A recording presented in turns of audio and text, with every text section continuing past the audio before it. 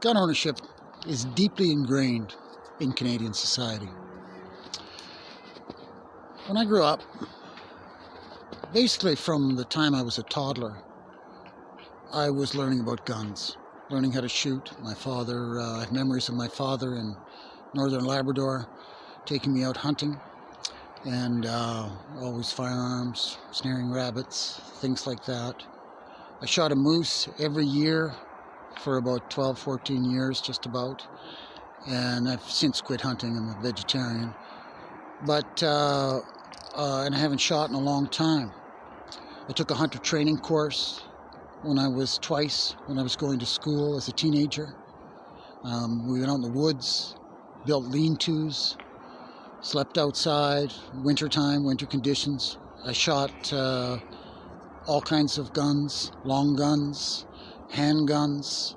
My first experience was skeet shooting, and so gun ownership in Canadian culture as a key survival mechanism. I mean, a survival tool. It's deeply ingrained. So I taught my children when they're very young, from the time they're very young. You know, they had experience with firearms. My son, avid hunter today, big game hunting. Just to give you an idea of how deeply all of my neighbors have firearms. Most of them hunt, and they're proficient with them, and they have lots of guns. Most people have more than one gun, and you know, it's always been from a practical hunting sort of, defense against bears. We've had guns to defend against bears in remote work situations. I've worked in remote fly-in locations, helicopter fly-in. You sleep outside and bears come around sometimes. So anyway, never had to shoot one, but I have shot bears when I hunted. No more. I don't want to kill anything. It's my new philosophy. So the gun culture in Canada, very, very deeply ingrained, and the freedom, it brings freedom. I mean, first of all, you've got the freedom to take care of yourself. Where I live, if I have to, I can go and hunt big game animals, and I'm capable of it, and feed myself, help feed my neighbors maybe if there's ever a big disruption in the supply chain or something like that, food supply chain. War, I don't know. So the gun ownership is critical to freedom itself. You have to have the ability to take care of your family. You have to feed yourself. You have the ability, now I think about the defense aspect of it. As we see, the governments no longer have taken away the option of the voice of the people. Democracy has been put on sidelines for basically something that is the equivalent of flu season when you look at the statistics as they are. The whole thing is absurd, and it's being used as an opportunity to shove a bunch of things down society's throat that are antithetical to freedom. So self-defense is becoming more in my mind, and defense against tyranny. So and they're coming with the injections. It's all over the news. The big push is on. The big UK just announced they're coming for.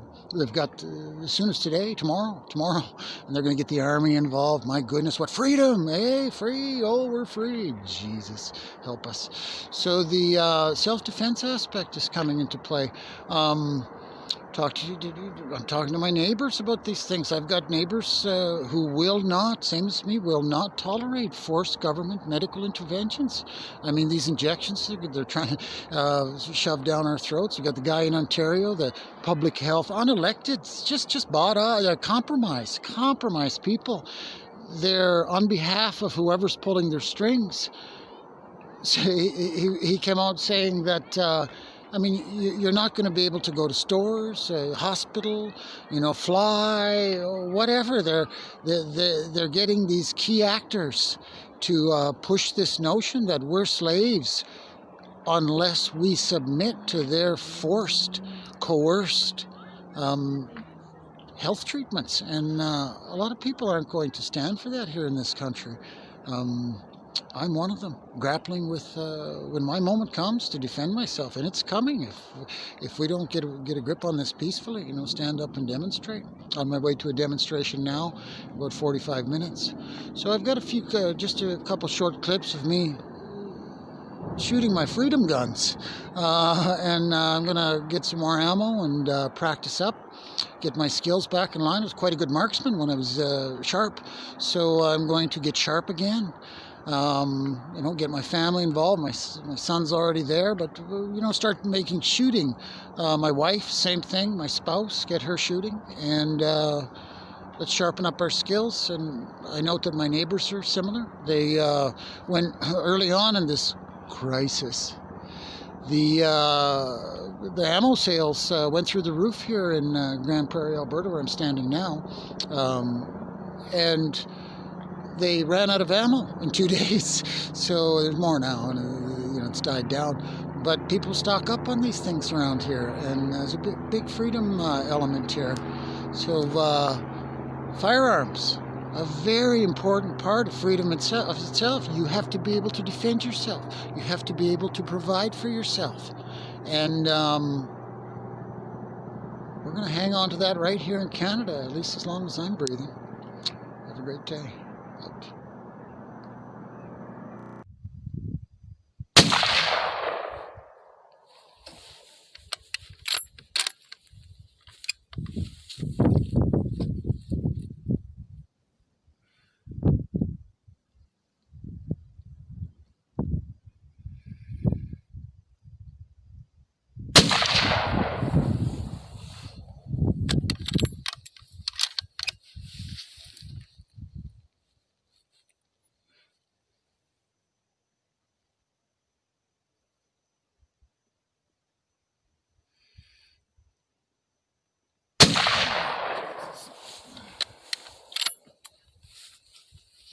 Ready.